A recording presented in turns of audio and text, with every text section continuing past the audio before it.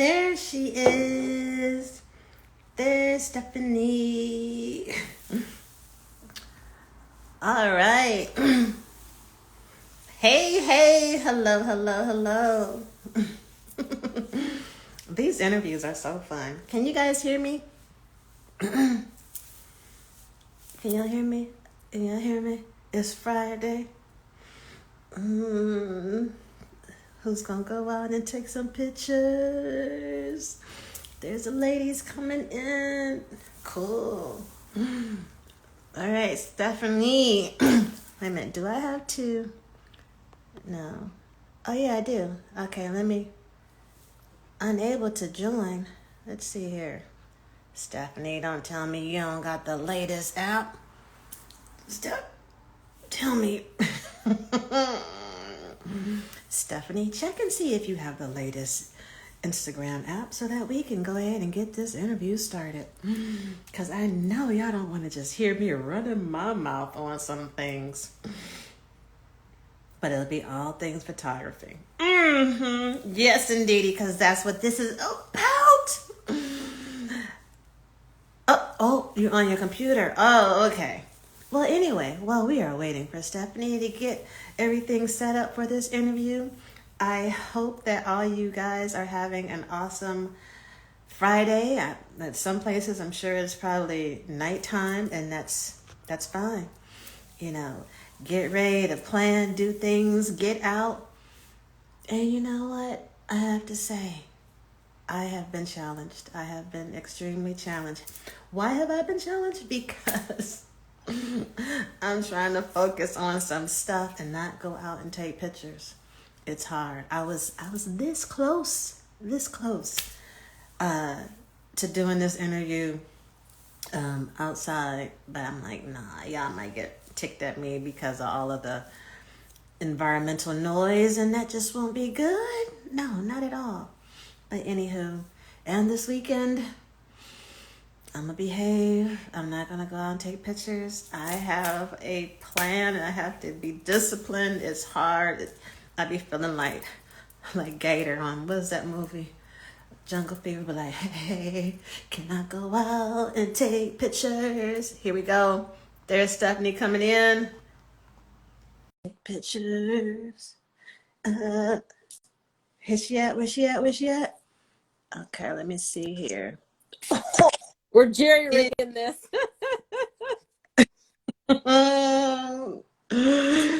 How are you? I'm good, thank you. How are you? Well. Let me do a little bit The of headset. There we go. All right, I'm good. Can you hear me? I can hear you. Thank you. That Can is you like hear me the okay? question of the year. Like, can you hear me? Can you hear me? Yeah, are we connected? I am so happy that you agreed and you were available to do this. Oh, this is so great. I always feel like I'm always the little brown face out there taking pictures, and it's nice to know that there's a whole community of us. Just saying. And growing. Yes. Look, we're saying it. We're We are out saying, there. We just got to find all of us. right. And the thing is, it's like we are all starting to just come to the surface, I guess, so to speak. Right. Yeah. And it's like, whoa, I knew I wasn't the only one on this planet. It is nice. It's a nice little burgeoning community, and I think it's probably larger than what we see. We're just all kind of somehow coming together now, which is really Yeah, nice. because it's no longer this. Like, where are we? Yeah. I'm right here. Yeah. We're a That's few me. more dots than that. So, with this interview, let me just first start by again saying thank you. I love your images. And that's the other thing about, us having this platform. It's just like, oh, there's someone else like me and her pictures are so pretty. And we get to motivate each other and come together. And even, we have our Facebook page, we have Facebook, we have Twitter, we're working on Clubhouse. Yep. And then here on Instagram. We have our YouTube channel, so that's working on getting videos up there. Yeah, So we have beginners getting into it. It's just awesome to see all of these beautiful women. It is. it is But nice. anyway, this interview is about you. Oh. Mm. You know, like most photographers, we like to be behind the scenes, you know, not always in front of the Mm-mm. camera. So No more of that. I No. know. I Mm-mm. No, know. no, no. We're over being behind the scenes. We need to be out there and singing. So let's kick this off by you introducing yourself, telling Sure. us a little bit about you and where you reside. You don't got to get an address, all that, because people don't need to know. No, that's fine. So, Stephanie Singleton, and for starters, what I would like to say is thank you. When you reached out to me, I was like, "Oh, you mean me?"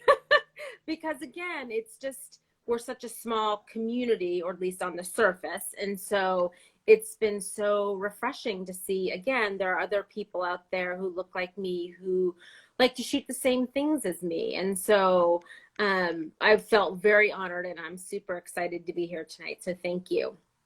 Um, I'm a New England girl, like literally with an extra R. And so I grew up in New Hampshire.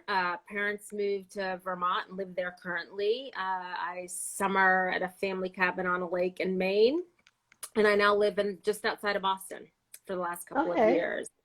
So I'm pretty, and I have ties to Connecticut. Rhode Island, sorry, I don't have anything for you. But other than that, I'm all New England. So Okay. kind of, that's kind of it in a nutshell. So, And what got you interested in photography? so when I was a Where did it kid, start? I know. Oh gosh. So it started when my uncle was a photographer, and Oh. my brother and I were his muses. So I grew up as a kid always with like a camera in my face. And Mm-hmm. I mean, I was young, and I remember when I was probably 8 or 9, he brought me down to the dark room to see how it was all done, and it Oh. was magic. I mean, I remember like it was yesterday. I remember sitting up on the counter and like, you know, the film going into the canister and the red light above the door and uh-huh. And then that moment when, you know, the solution goes into that shallow basin and the rubber tip tongs come out. And a plain white piece of paper goes in, and all of a sudden that's my face. Like it was such a magical thing to me that I just thought, I don't know what this is. I don't know how this works. And some days I still feel like I really fully get it. But that for me was the clicking point of something that made me feel like, oh yeah. And I was a creative kid anyway with like crayons and chalk on it. But for Mm-hmm. photography, that was kind of the starting point. And so then it became, I'm sure much to his chagrin, take my picture and then let's go develop it. He's like, I still have like, you know, like another 30 pictures to take on the roll. I'm like, okay, we'll take them. Like for me, it was like the whole process. So that was kind of the beginning of it all. So I grew up in the age of Okay. film, what can I say? So yeah, Me too. yeah. So and I grew up in a family that took pictures. You know, we all Okay. took pictures and grew up in the age of, you know, getting the Kodak flash bulbs and the cellophane pack, you know, and all of that. And when you would get your pictures back from the drugstore and like the little square like fliplet box. And so, Mm-hmm. you know, I didn't grow up in the age of digital. I'm 52, so it's the age of film and developing and all of that good stuff. So that's where it all started. You don't From look downhill 52, ever since. dear. Oh, thank you. So, but that's really where it all kind of came together for me. So, So when was that moment when you actually had the camera in your hand? What was that like? And do you remember like your first capture or where you were? I do. So I used my uncle was kind enough to let me, you know, I remember him standing behind me holding the camera around his neck when I was little, just in case I dropped it. And then as I got older, he would take it off and let me shoot. And I remember we were at my grandmother's house for Easter. Okay. And he was taking our Easter portraits in the backyard, and it was in Connecticut. So, Mm-hmm. April in Connecticut. So it was like nice, like the flowers were coming up. And I remember sitting down, and purple was my favorite color as a kid, and there were crocuses up. And I remember, yes, I love it. And I remember that was the first picture. Now, granted, we were shooting in black and white, but it didn't matter.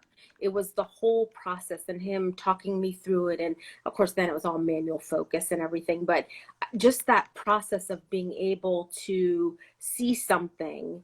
And Mm-hmm. then it was really about the anticipation. Again, I wanted to learn, like, let's use up the role and then develop it. And, it's not like now where you shoot and you get that instant feedback. There was like a week or two waiting, and especially he insisted on developing his own film and he was busy. And meanwhile, I'm like, I just need to see Like, it. can we get in the dark room today? Yeah. And I think I was maybe, I don't know. I think I was probably like 9 or 10. I was young. Mm-hmm. And Mm-hmm. that was that moment of, oh, I like this. And so, and then since then it's been, No, everything I what? It's been what? do. Yeah. What? It has been. No, it's been, I think for most people, it's been, when that creative spark hits, and it becomes, everything that you want to like dip your toes into. But it was all encompassing. Like my grandfather took pictures, but he would help me set up the slides on the carousel. And so for me, it wasn't just the camera, it was everything. There was a magic to it. And so that was what drew me in as a kid. And so whether it was a picture or a slide, being able to take these little slides, put them in the carousel, Mm-hmm. project, and then there was always the story that went behind them. And so it was like taking a book from the library, but you had live people who were kind of frozen in place, but then there was a story that went with it, but you didn't read the story. Instead, it was an oral story. So it was just this very interesting kind of capturing of a moment or a series of moments that for me just kind of, that was it. I was done for. So, So what has kept you going with it through this time? ooh. So Mm. I took a break. I Mm-hmm. dipped in and out. I did, photography and in high school. I took probably like, I didn't dabble at all probably in my college years other than to have like a Discman or whatever.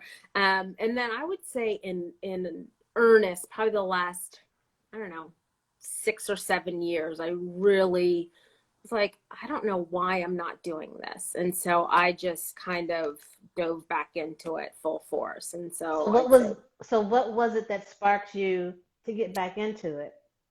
What I mean, I always, take us to that moment. Like what yeah, happened? We're, you know, it's funny. I'd always taken pictures in one way or another, but wasn't super serious about it. And Mhm. I'd lived in DC for a handful of years and took pictures in and around the city, and had moved back up to New Hampshire. And this is going to sound horrible, but I'm going to tell the story anyway. So I went out, and there had been this, it was winter. It was right before, it Mhm. was like the day before New Year's Eve. It was a super cold winter day. We'd had an ice storm during that day, and the church across the street from me burst into flames. And um and I just like probably like the week before or so, I was like, well, maybe I'll just get a new camera, because I'd been dabbling. I had a couple of old film cameras at that point. So I was like, well, let me go like just a simple point shoot to see if I still want to like invest in all kind of stuff. And this church burst into flames. I And mean, like well, this. it was arson. It was arson. Well, Oh, but we okay, didn't know it okay, at the time. Yeah.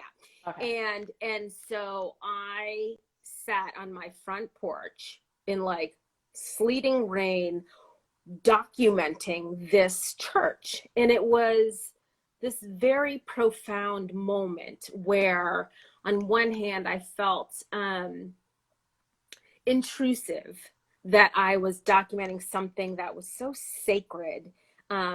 But at the same time, I'm watching all of these fire, I mean, this was like a 5 alarm fire kind of thing in my area, and watching all of these fire trucks and firemen come in and watching the flames and the lights. And the thing that struck me most while I was out there shooting was how quiet it was. And which was strange considering this is going on. But because it was in a neighborhood and it was at like midnight, they had none of the sirens were on, the lights were going, but it was quiet other than, guys speaking into their phones, talking about going Right. in, and the sound of the pumps and the hydraulics. But it was almost like this dreamlike sequence where I'm just capturing all of this. I stayed up until about 6 o'clock in the morning, capturing, I don't know how many cards I used, capturing this entire situation. And I kind of re-sparked that creative. And again, I can't believe I'm saying this because the church burned down, but it was kind of just like this overwhelming flood of this need to capture all of this and to document this and to make sure that whatever was happening here, that somebody kept a record of it. Because I was there being across the street for probably a good hour and a half before any of the newspaper people showed up. And I just felt like this is something that is important and it needs to be seen and it needs to be documented. And so I may not be a professional, but I'm here and I have my new camera. And so that was kind of the spark that got me back into it, doing it in earnest. And all the things that I loved about photography, the magic and the capturing something and the freezing of time and moment and space, all converged in that one horrible evening. So, like, I did know, you, you're like, okay, did I know, you, yeah. provide the images to the media? I mean, I did did. you connect with I them? sent I sent a handful to them. They used all of their staff photos, which is fine. And I saved a bunch because the next day it was still smoldering and they had to bring a crane in because there was a beautiful bell at the top and they had Mm-hmm. to have the crane come in because it was still, that was like one of the few things that was still up. They had to bring that down. And so I captured a handful of scenes from like broken windows and from the sides of the church. And they actually are getting ready. They've been in the process of rebuilding it. And Mm-hmm. so once it's rebuilt, I'll go back and pull some of the images that I was able to capture some of like the stained glass that kind of didn't get broken out. Okay. I was able to shoot through and capture some beautiful images of the stained glass. Like I'll frame some of those and bring those to the church once they have their grand reopening. So So with this church and the arson and things that took place, and you are yep. like, here I come to take the I photos. know. So Random. I know. I mean, and the next day it could have been, like something totally benign, but that was kind of like I got excited. There was some, yeah.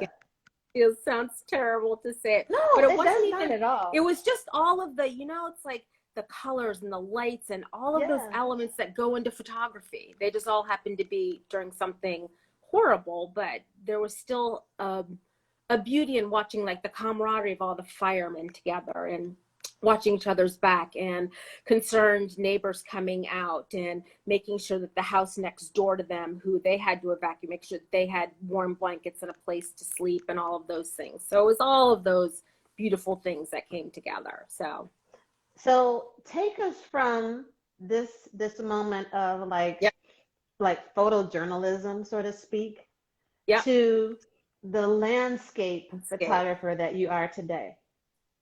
So I live in New England, and I don't know how many of your folks, who are in the group, Us. How many of us, us? How many how of many of our? us are in the New England area? But Mhm. it's kind of hard to avoid. Um, you know, New Hampshire, Vermont, Maine, it's hard to go anywhere and not see a barn, or a pasture or a field or a waterfall or my Mm-hmm. mother's own backyard, which is beautifully landscaped with flowers and trees and, you know, roaming cow fields and the whole nine. So it just became virtue of what my surroundings were, was Mm-hmm. the easiest place to start. But then I also realized that there's something very scenic, but also very calming and beautiful about the scenery. And it's one of the reasons why I love New England. I mean, there is, you know, you go 2 hours, I'm in the Boston area, in 2 hours, I get the mountains, I get the coast, I get all of it. We also have all the four seasons. And so you have these landscapes in springtime that are completely changed in winter. And then they're Mm-hmm. completely different in fall. And so I feel like it's almost a forfeit, you know, no matter where you are.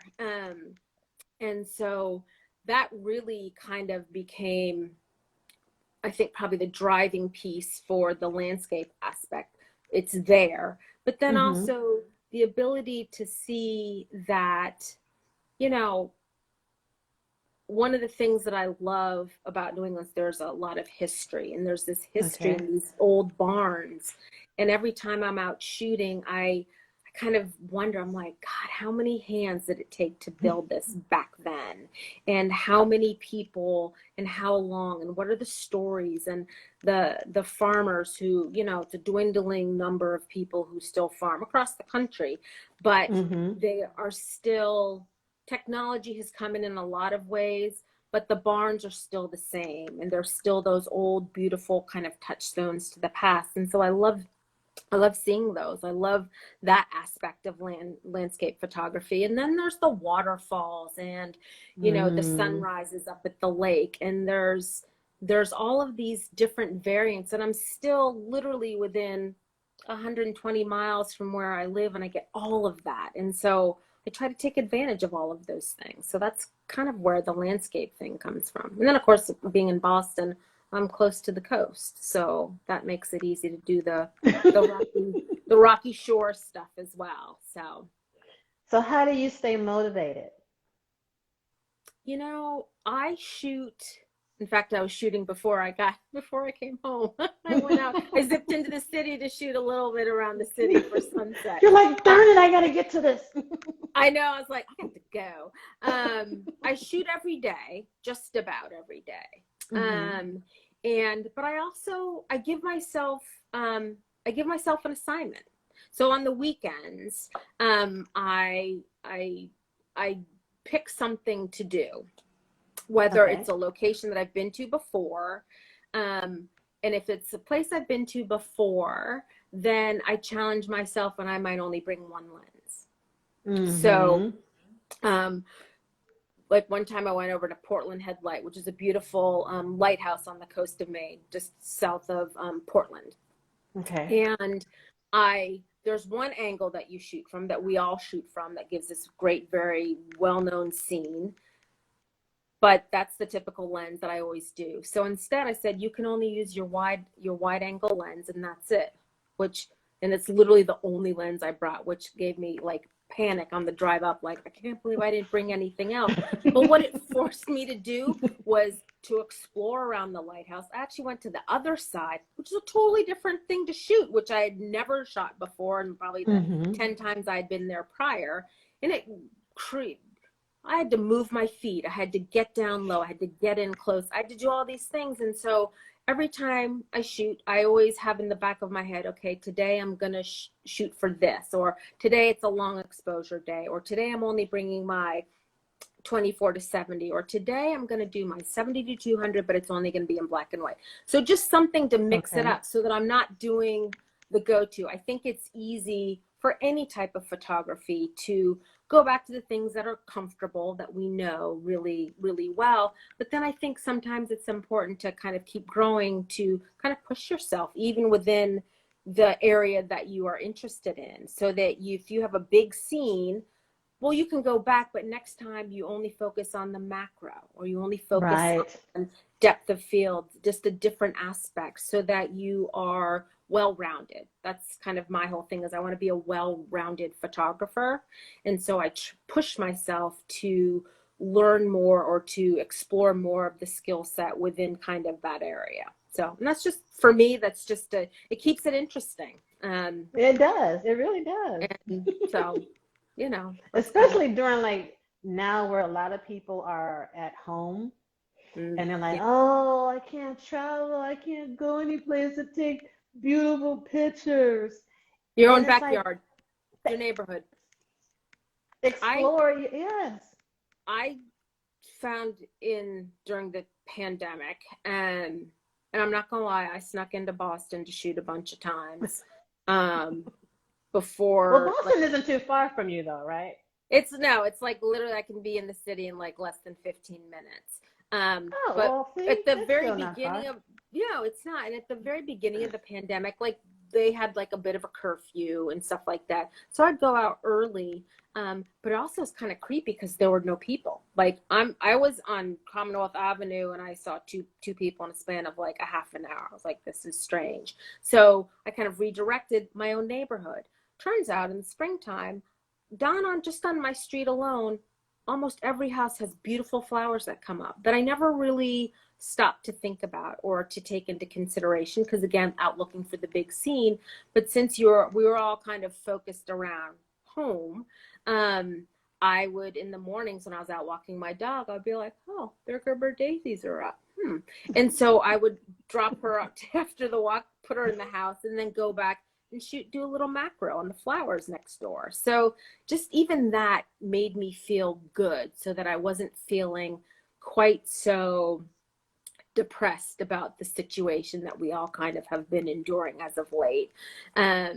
And just to stay in it, because for me, and I think maybe for a lot of people, photography has been a little bit of a really saving grace to kind of an escape during all this time, whether you were able to get out and travel far or even just go down the street. For me anyway, it kind of helped me keep grounded and a little bit sane. So I was happy to have that. And a little bit, yeah, we all need to be sane during this time. So let me ask you this. What would you say is the hardest part of photography? You mean in general or as a Black woman? As a Black woman, because this is what it's about. Yep. Well, it's interesting. Being in New England, which is not the most diverse part of the country, I've always been pretty comfortable in my surroundings, going into some of the rural towns and things like that. But it doesn't mean that I haven't had my fair share of running into a bunch of idiots, running into a bunch of people who felt like perhaps I shouldn't be there. Mostly probably, I'm guessing, because of the color of my skin. And so there's always that aspect of it. I think as women in general, I'm sure we all probably are very safe in our practices if we're out shooting, either letting people, know where we're going or going with somebody, or we're going and like kind of being aware of that. And as a Black woman, it adds that. In the last year, I think that has become a little more acute. So some of the difficulty has been kind of quelling some of that and not allowing that to dictate how I lead my life, or dictate how that impacts something that is important to me, and still enjoying it and not feeling like I'm looking over my shoulder the whole time. And it's been a little bit of a balance. But I think that's probably, for a lot of people these days, but I think that's probably been one of the hardest things, has just been feeling safe, and not necessarily like I'm in imminent danger, but just that, we all have that little internal kind of spidey sense. And if I feel like it's kicking up, you know what? I'll come back another day. Like, it's okay. Like, it's not, I'll just go somewhere else. And I try to shake it off and not have it stay with me, because then it kind of ruins the whole day. And I think it also shows up in what you're doing. So I'd say that's probably one of the harder things. So when you're out and you're in these rural areas of New England, and since we're talking about safety, what are some of the things that you practice when you're out there by yourself, Yep. because I know, I'm sure that there's moments, and I can just, I can't wait to visit one day. I'm putting Yep. that out there. Yep. And one of our comments, Dawn has said that she is going to be coming to Maine in Excellent. May. Yeah, she DM said she's me. I'll heading tell up. you where to go. um, it's simple. So I haven't done it in a couple years, but I used to hike a lot in the White Mountains up in kind of like New Hampshire Okay. and Maine. And so the same principle. So for instance, when I would go hiking for the day, if I pulled into the lot and the lot was empty, I would not hike Mhm. up that trail because I was the only one. I would go if like the lot was full because I knew that if I were to fall and hurt myself, there would be people there. Mhm. So photography, it's a little bit of the same thing. So for instance, not that long ago, I was out one day shooting up in Peacham, Vermont, and there's some beautiful landscape scenes. But I knew the area. I went during the Okay. daytime. The problem with Vermont and some other places is that you have no cell service. So then it's just a matter of, okay, letting someone Mm. know where I'm going. If I feel like I'm going to go to a place where, okay, not that I'm going to be harmed, but like if my car breaks down or that kind of thing, but also just letting someone know what your plans are if you're driving really, really far. So some of those things, just kind of knowing my surroundings and where I am. I also am a big fan of always be pleasant to people. I mean, it can disarm a whole lot of people. Some people it's not going to work with, but a lot of Mhm. people, if you smile, it gets you very far in this world. That I'm not some Kill them kind. with kindness. I'm just some Yahoo with like a, and that's pretty much it. I also, that's pretty much. But I also, am respectful of where I'm shooting. I mean, I think we've all probably seen places where, oh my God, but it's like, oh, well, it's just a big field, but it's also probably someone's property. So I'm respectful of Yeah. kind of property boundaries and things like that, things that you should do. And I think no matter what you look like or who you are, Right. just basic common courtesy. So a lot of that kind of Mhm. stuff. And that usually, does the trick. So, Seriously, because there's been many moments where it's just like, oh, I want to get that, but there's a fence. Who owns this property? yep. Oh, yeah. And sometimes, if they're, depending on where I am, if there are people outside, like I don't know, a couple winters ago, was driving down this kind of back road and there were horses out in a paddock. And it was like the So perfect wait a minute. scene. So this back road, was this just like one of those, let me go down this road and see? Or I had been down the road to a point, but I hadn't gone past that point. So I was familiar okay. up to a certain section of it. But I had seen I was like, oh, and there was a woman out in the paddock. So I kind of just yelled out at her. I said, I love your horses. Would it be okay if I came and took a picture? And she said, that's fine. Just don't drive all the way in and spook them. And she was perfectly nice. So I find that sometimes if people are around, it's like, okay, like you kind of assess, again, go with the spidey sense.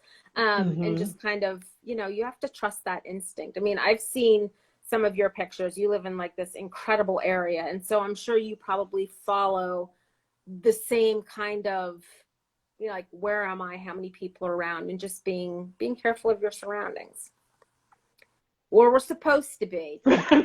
No, I know I it do. doesn't always happen that way. I mean, let's be honest, there are times when you get in there, you're like, did I let anybody know where I was today?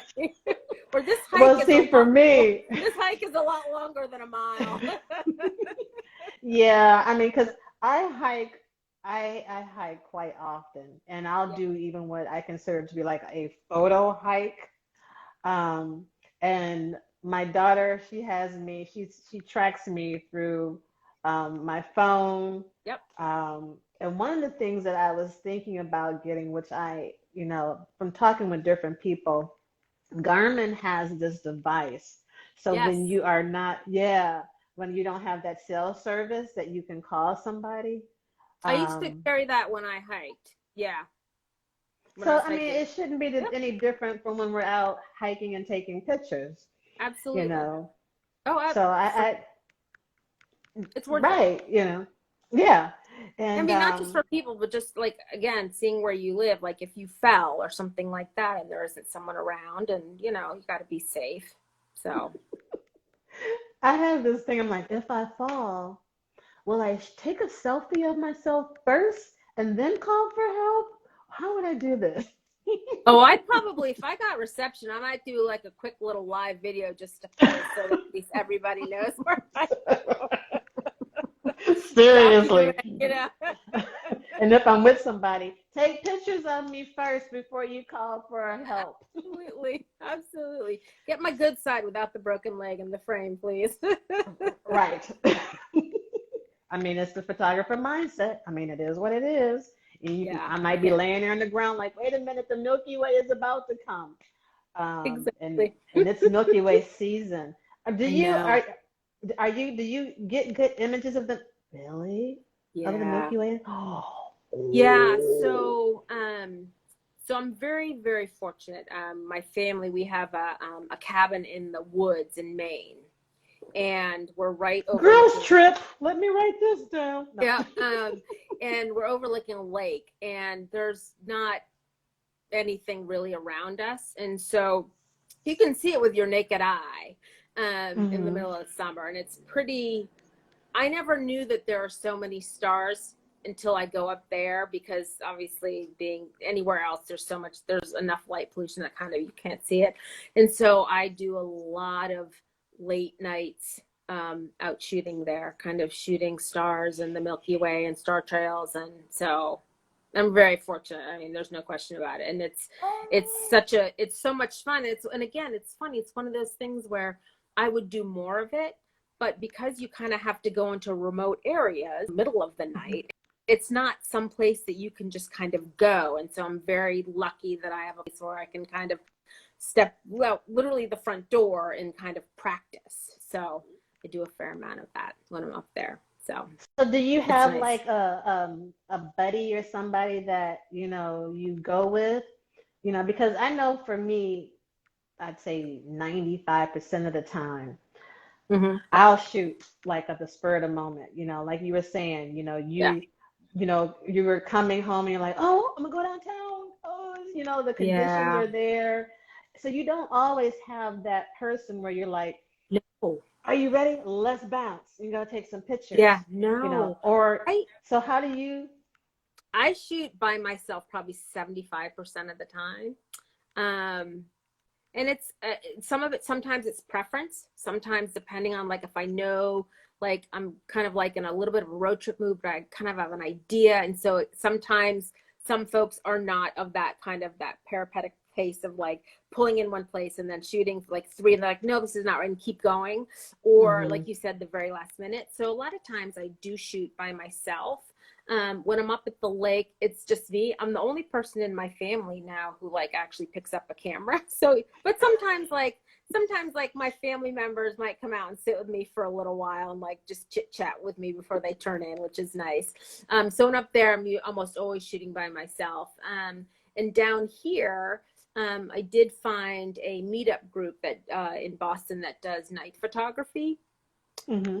But obviously with COVID, everything has been online. But I'm hoping that as we hit, now that we're in Milky Way season, that there will be some Hmm. like in-person outings, socially distanced, which would be really nice, because there are some really cool places in the area to go. Actually, Rhode Island, down, and I can't remember the name of the town, but down in Rhode Island, there's an observatory, and you can go there Okay. and shoot. And so that's apparently a really good place to shoot the Milky Way.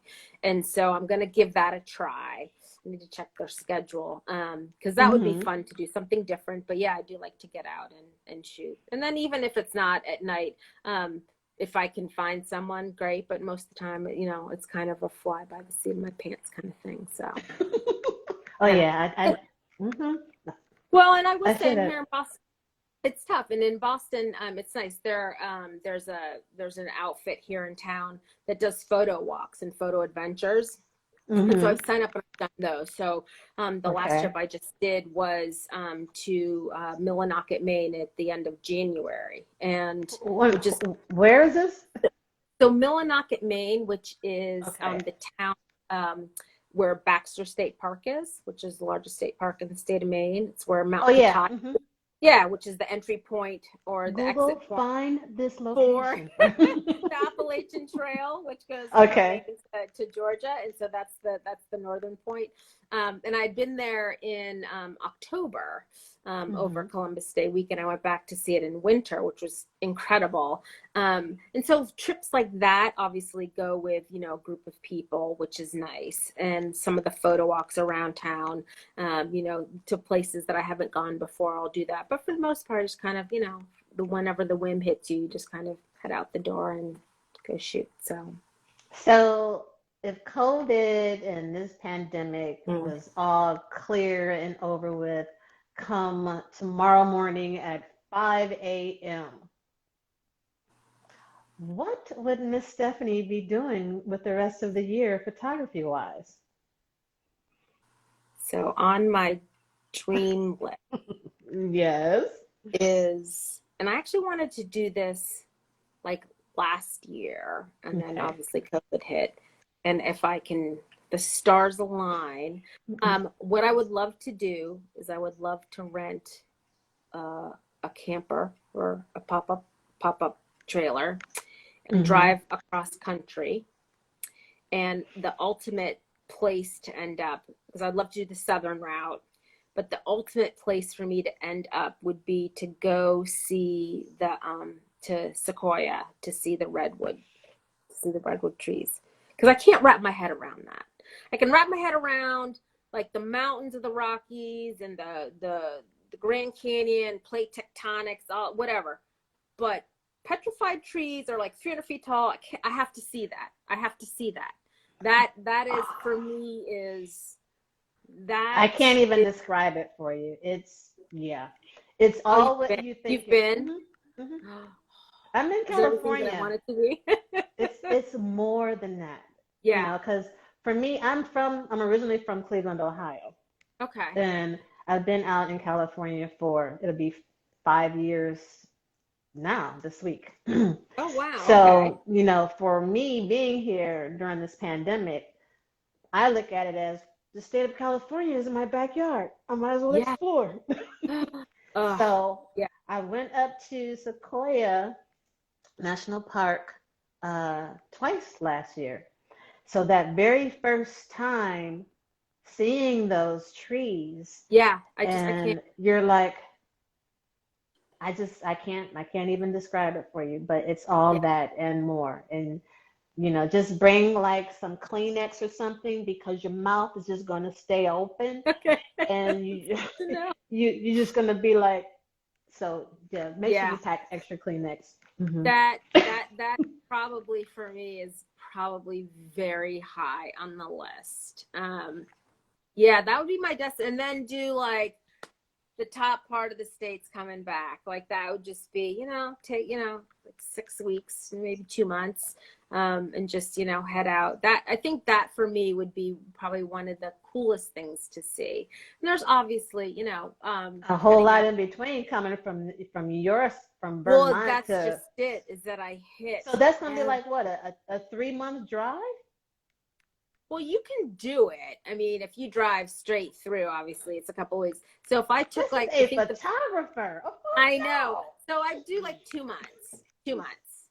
Okay. So 2 weeks out, a month shooting. Well, I'll be shooting the whole time, and then like 2 weeks back. So that would be kind of my dream trip. And then obviously everything that's in between there. But that for me has been something that I've just been really, because I can't quite. I see pictures and then they show like the person for scale, and it's like, this is fake. I was like, who is playing tricks? No. Yeah. No. And I was talking with another photographer yesterday. It is. And we were talking about places, and I'm like, I don't think I even put, you know, Sequoia or any of that on my photography page. But when you're looking at this little person, in the tree, wait a minute, the person's like even smaller. Unbelievable. That's true. And I think the other thing too that I like about it is that's one of those places where I feel like you have the huge the big sweeping, you know, landscape, massive, but then it looks so lush in a ground, like the grounds and, you know, all the tree covers and ground cover and everything else. I feel like there's also then that itself is its own separate kind of magical world of photography. So that's up there. Oh Yeah. yeah. Yeah. You're like, let it be 5 a.m. tomorrow, and the pandemic's like, Yep. okay, Yep. I'll see Yeah. you. I know. No, that I think that would be probably, I mean, there's so much, our country has so many wonderful places to see. We really have got so much natural beauty, but I feel like that would be it. So, So, in light of you being into photography yeah. for quite some time, are there other hobbies or creative outlets that you have right now? No.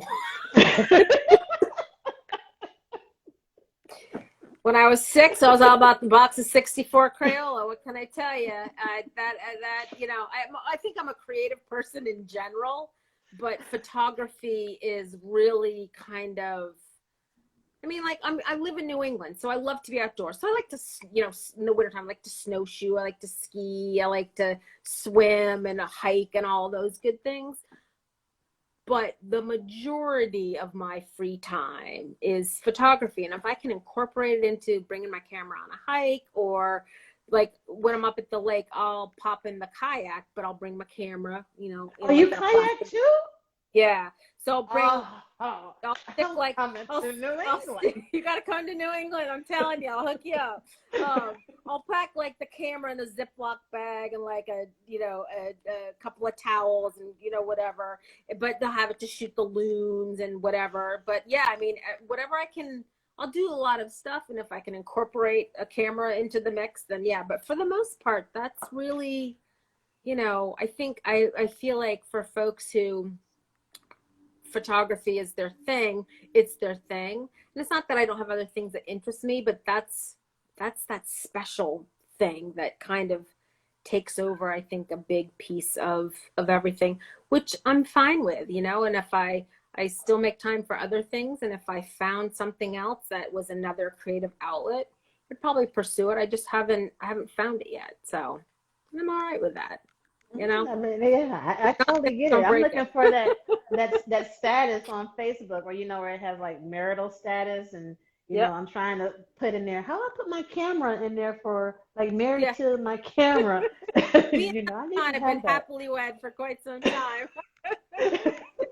Even though my postings, I'm like me and Bay right here, Yeah, me and Bay on the telling you, tripod. yeah, it's well, and also it never disappoints. You know, at the end of the day, it's one of those things that, you know, it's I find one of the things that I think I like most about photography is that I'm always learning, I'm always growing. I don't ever want to reach a point where I think I know it all, because I don't.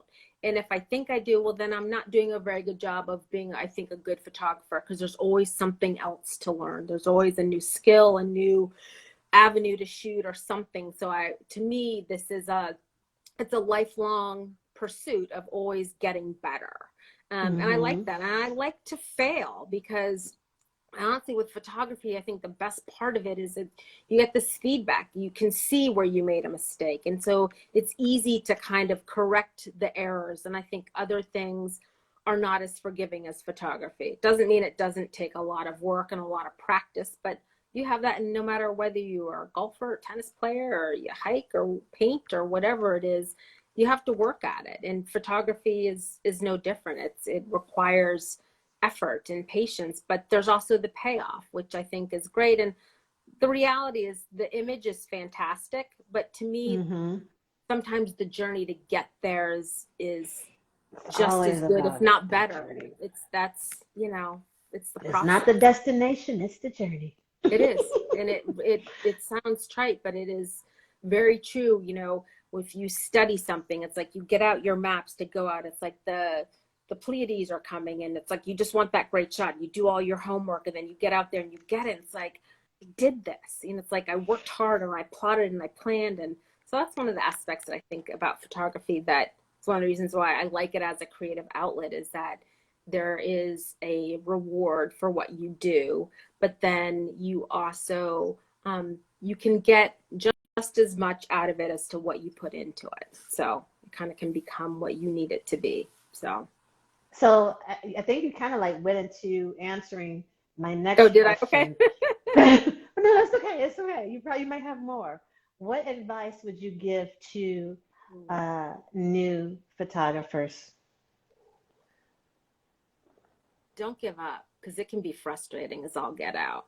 I mean, like I just said, it's great to that journey, which is wonderful. But don't get me wrong. There are times when I'm trying to learn something new and I am ready to like throw the camera on the ground and that's it. I'm done. I'm taking up knitting. And knitting's great. Not knitting. No, knitting's good. Knitting's good. But to me, it's not as good as photography. But there are times where it can be hard. And I think the other thing too that's really important about photography, and I think am guilty of this and also try to be aware of it, is it is very easy to be seduced by the gear, by the cost, by the new thing. And I'll be the first to say I did transition to a mirrorless camera. Glad I did. Big step. But it's very easy to get seduced by all of the bell and the whistle. And the reality is that like the new iPhones, I feel like they could like launch a rocket and take a picture of the moon. So you have to put it all into perspective. And so as a newbie, it's funny, I belong to a couple of online photography groups, and it breaks my heart when I see people say things like, oh, I'm new and I only have this. Well, that's okay. Only this is what you have. So that is the best. We hear it all the time. The best camera you have is the one that you have at the moment that you are taking the picture. And I think that in this day and age with all of the technology, I think for new photographers is to find what works for you. It doesn't matter how much it costs. That's okay. Because the reality is that your aperture on a $6,000 camera is the same as is on a point and shoot. Do you know what I mean? Like your shutter speed is the same. And so I think it's very easy for people to get frustrated thinking that I can't do this because of my gear. And of course, the flip side is, well, then there's the human element. And so you have to be patient in the process. And it's a learning process. I was given some good advice early on as I transitioned into digital. So I used to delete my bad images. And they're like, no, look at those. When you go into Lightroom, look and see what your histogram looks like. Look and see what your shutter speed is and see what the problem is. And so I always encourage new folks, invest in good like editing software and look at your image. Look at all the data that your camera captures, because that is ultimately going to help you so that when you get a good image and you look and you see where your histogram is, you're like, oh, that's what it should look like. Or, oh, this should have been 250 of a second instead of 160 of a second. And now I can see in the difference between the two. So some of those little things that are not big, but it's enough to keep, I think, people from being discouraged so that they don't say, I can't do this, and then they put it down and then they don't go back to it. So Right. yeah. Unless, of course, if it's a brand new mirrorless camera and Yeah. the more recent one, they want to put it down and sell it at a cheaper price. Like, okay, I'll take it. Yeah, no, it is. It's hard not to be seduced by all of the bell and the whistle and the glass. Oh my God, it's all about the glass. But yeah, I know. I know. Angela, just behave because you I have know. It's so okay. hard. It's so hard. I'm like, well, I know where that stimulus check just went to. But yeah, that would be the advice. New gear. With the Black female landscape and nature photographers group or community, and as we're getting closer to wind down, what would you also like to see in regards to this community? Oh gosh. Hey. I think what you have started is so incredible. And so I want to see it grow. I want to see it become more members, see more people know that we're here. Like I said, I didn't know Keisha was the one who said, hey, I don't know if you've heard of us, but here, and I was like, oh my gosh, it's a little group of me's. Do you know what I mean? People look like me. I don't mean me, but just like, oh, Right. this is fantastic. And so I love that. And I think it's, you know, doing the best I can to be representative of the group. You know, I've seen the people who are in the group and their images, and I'm like, holy cow, one, I need to go to where all these people are living to see these scenes, but also to have them take me out so they can show me all these incredible places that they're shooting. And so I love that. I love that there is a real sisterhood and a community.